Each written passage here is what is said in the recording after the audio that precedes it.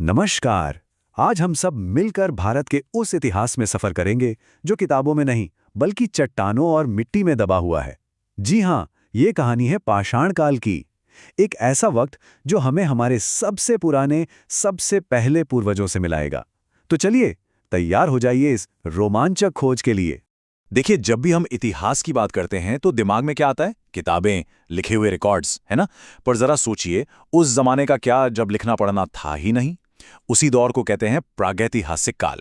ये इंसानियत की कहानी का वो पहला सबसे लंबा चैप्टर है जिसकी कहानी हमें खुद एक एक सुराग जोड़कर बनानी पड़ती। तो सवाल ये उठता है कि अगर कुछ लिखा ही नहीं गया तो फिर हमें ये सब पता कैसे चला। भाई, ये तो बहुत अच्छा सवाल है और इसका जवाब ना एक जासूसी कहानी से कम नहीं है। हम सब एक तरह से आर्कियोलॉजिस्ट्स यानी पुरातत्वविदों वाले जासूस बन जाते हैं। और हमारे सुराग क्या हैं? उनके छोड़े हुए पत्थर के औजार, जानवरों की हड्डियां और हाँ, गुफाओं में बनी पेंटिंग्स। इन्हीं सुरागों को जोड़ जोड़ कर हम अतीत की एक तस्वीर बनाते हैं। तो ठीक है, हमारी जासूसी का पहला पड़ाव है पुरा पाषाण काल। पाषाण काल का सबसे पुराना और सबसे लंबा दौर। ये वो जमाना था जब इंसान बस एक शिकारी था। उसका पूरा जीवन प्रकृति के साथ एक तालमेल में या कहिए एक संघर्ष में बीतता था। और यहीं से हमें अपने अतीत के पहले पहले सुराग मिलने शुरू होते हैं। अब ये जो पूरा पाषाण काल है ना, ये कोई छोटा मोटा दौर नहीं था, ये लाखों साल लंबा था। तो इसे आसानी से समझने के लिए आर्कियोलॉजिस्ट्स ने इसे 3 हिस्सों में बांट दिया है: पूर्व, मध्य और उच्च। और ये बंटवारा किस आधार पर हुआ? उनके औजारों के आधार पर। जैसे जैसे वक्त बीता, उनके पत्थर के औजार बनाने की तकनीक बेहतर और पैनी होती गई। बड़ी दिलचस्प बात है कि उस शुरुआती भारत में भी औजार बनाने के 2 अलग-अलग स्टाइल थे, 2 कल्चर थे। उत्तर भारत में थी सोहन संस्कृति। यहाँ लोग गोल पत्थरों को तोड़कर चापर चापिंग टूल बनाते थे। ये औजार खाल उतारने या हड्डी तोड़ने के काम आते थे। वहीं दूसरी तरफ दक्षिण में एक बिल्कुल अलग हैंड-एक्स कल्चर था। यहाँ हाथ की कुल्हाड़ी जैसे नुकीले औजार बनते थे, जो शिकार और लकड़ी काटने के लिए ज्यादा कारगर थे।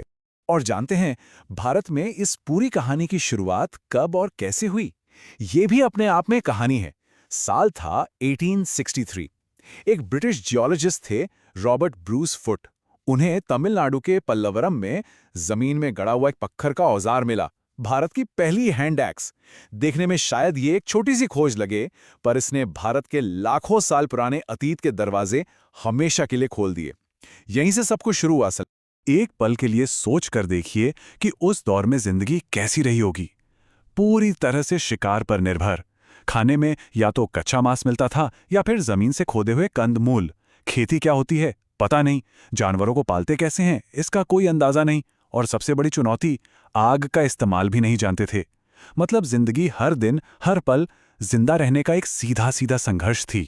तो हजारों लाखों साल बीत गए, दुनिया बदली, मौसम बदला, बर्फ के पहाड़ पिघले और इसी बदलते माहौल के साथ आया एक नया दौर, मध्य पाषाण काल।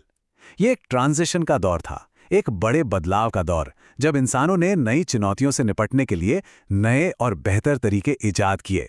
इस दौर का सबसे बड़ा गेम चेंजर क्या था? वो थे माइक्रोलिथ्स, मतलब छोटे, बहुत छोटे पत्थर के औजार।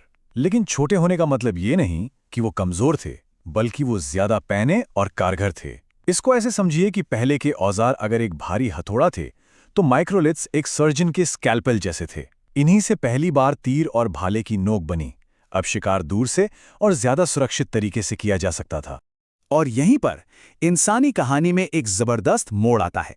पहली बार हमें जानवरों को पालने के सबूत मिलते हैं। सोचिए, मध्य प्रदेश में आदमगढ़ और राजस्थान में बागोर जैसी जगहों पर जो सबूत मिले हैं, वो बताते हैं कि इंसानों ने जानवरों के साथ रहना शुरू कर दिया था। और शायद हमारा सबसे पहला साथी बना कुत्ता।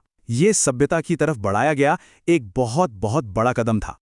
ये एक बहुत बड़ी बात थी। क्यों? क्योंकि अब तक हमें सिर्फ उनके औजार मिल रहे थे, उनकी छोड़ी हुई चीजें। लेकिन इस दौर में पहली बार हमें वो लोग खुद मिले, मतलब उनके कंकाल। मानव कंकाल मिलने का सीधा मतलब था कि अब हम सीधे सीधे अपने पूर्वजों के बारे में जान सकते थे। उनका शरीर कैसा था, उनकी हाइट क्या थी, उनकी सेहत कैसी थी, सब कुछ। और फिर हमें कुछ ऐसा मिला जिसने सबको हैरान कर दिया: कला। जी हाँ, आर्ट। भीमबेटका जैसी जगहों पर, गुफाओं की दीवारों पर हजारों साल पुरानी पेंटिंग्स मिली। इन पेंटिंग्स में शिकार के सीन हैं, लोग नाच रहे हैं, साथ मिलकर काम कर रहे हैं। ये सिर्फ तस्वीरें नहीं हैं, ये उनके मन में झांकने का एक जरिया है। उनकी सोच, उनकी कहानियां, उनकी दुनिया, सब कुछ इन दीवारों पर कैद है। ये हजारों साल पुरानी एक टाइम मशीन की तरह है। इस दौर की कब्रें भी अपने आप में पहेलियां हैं। जैसे दमदमा में एक ही कब्र से 3 लोगों के कंकाल एक साथ मिले, और सराय नाहर राय में तो हद हो गई। एक ही कब्र में 4 लोग। कौन थे ये लोग? क्या वो एक ही परिवार के थे, या किसी लड़ाई में एक साथ मारे गए? उन्हें एक साथ क्यों दफनाया गया? ये सवाल हमें उनके समाज, उनके रिश्तों और उनकी मान्यताओं के बारे में सोचने पर मजबूर कर देते हैं। चलिए, अब कहानी में आगे बढ़ते हैं और उस दौर में पहुंचते हैं जिसने आज की हमारी दुनिया की नींव रखी। ये था नवपाषाण काल। सच में ये इंसानियत के लिए एक नई सुबह थी, एक ऐसी क्रांति जिसने सब कुछ बदल दिया। खेती की शुरुआत, गांव का बसना और आग का सही इस्तेमाल। देखिए, अगर मानव इतिहास की सबसे बड़ी क्रांति के बारे में पूछा जाए तो शायद वो खेती की शुरुआत ही थी। क्यों? क्योंकि इसने सब कुछ बदल दिया। जो जिंदगी पहले शिकार की अनिश्चितता पर टिकी थी, अब वो स्थिर हो गई। लोग एक जगह टिक कर रहने लगे, गांव बसने लगे। और जब पेट भरने की चिंता कम हुई तो कुछ लोगों ने दूसरे काम भी शुरू किए। कोई बर्तन बनाने लगा, कोई औजार। यहीं से एक संगठित समाज की शुरुआत। तो भारत में खेती की कहानी कितनी पुरानी है। सालों तक हम मानते थे कि सबसे पुराना सबूत मेहरगढ़ में मिला है, लगभग 7000 ईसा पूर्व का, जहां गेहूं की खेती होती थी। पर इतिहास हमेशा बदलता है, नई खोजों के साथ। हाल ही में उत्तर प्रदेश के लहुरा देवा में चावल के ऐसे सबूत मिले हैं जो 9000 ईसा पूर्व तक पुराने हो सकते हैं। इसका मतलब ये कि हमारी कहानी जितनी हम सोचते थे उससे भी कहीं ज्यादा पुरानी और गहरी है। नवपाषाण काल की कहानियां सिर्फ खेतीबाड़ी की नहीं है, बल्कि उनमें गहरे एहसास भी छिपे हैं। कश्मीर में एक जगह है बुर्जहोम। वहां एक कब्र में कुछ ऐसा मिला जिसने सबका दिल छू लिया।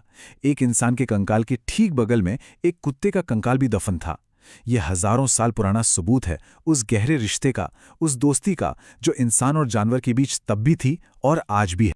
तो अब पत्थर का जमाना धीरे धीरे खत्म हो रहा था, लेकिन ये अंत एक नई और चमकदार शुरुआत थी। ये शुरुआत थी ताम्रपाषाण काल की, यानी पत्थर और तांबे का मिला जुला युग। इंसान ने पहली बार एक धातु को खोजा, और इस एक खोज ने समाज को पूरी तरह से बदलना शुरू कर दिया। ये जो शब्द है ना, ताम्रपाषाणिक या कैल्कोलिथिक, इसका मतलब बहुत सीधा है। ताम्र मतलब तांबा और पाषाण मतलब पत्थर। तो ये वो दौर था जब लोगों ने पत्थर के औजार इस्तेमाल करना छोड़ा नहीं था, लेकिन अब उनके साथ साथ तांबे के औजार भी बनाने लगे थे। आप कह सकते हैं कि ये पाषाण युग और धातु युग के बीच का एक ब्रिज था, एक पुल। इस नए दौर में समाज अब और ज्यादा व्यवस्थित हो रहा था, और इसका एक जीता जागता सबूत है इनाम गांव की बस्ती। यहाँ का नक्शा ही पूरी कहानी बता देता है। गांव के बीच में बड़े चौकोर घर थे, शायद सरदार या मुखिया के, और किनारों पर पश्चिमी हिस्से में गोल झोंपड़ियां थीं, शायद कारीगरों की। और तो और पूरी बस्ती के चारों तरफ सुरक्षा के लिए खाई भी खोदी गई थी। ये सिर्फ एक गांव नहीं था, ये एक प्लान की हुई सोसाइटी थी जहां सामाजिक रुतबा और सुरक्षा दोनों मायने रखते थे। और एक और दिलचस्प चीज जो इस दौर में दिखती है वो है विविधता। इसका पता हमें उनके अंतिम संस्कार के तरीकों से चलता है। जैसे महाराष्ट्र में लोगों को उत्तर दक्षिण दिशा में लिटाकर दफनाया जाता था, लेकिन दक्षिण भारत में यही दिशा पूर्व पश्चिम होती थी। अब ये भले ही छोटा सा फर्क लगे, पर यह बताता है कि कैसे भारत के अलग अलग कोनों में अपनी अपनी अलग पहचान, अपने अपने रीति रिवाज पनप रहे थे। तो हमने कहाँ से शुरू किया था? एक साधारण से पत्थर के औजार से, और कहाँ तक पहुंचे? एक पूरे किलाबंद गांव तक। ये सफर कमाल का है ना?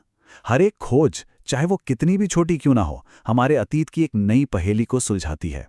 ये हमें बताती है कि हम कौन हैं और हमारी जड़ें कितनी गहरी हैं।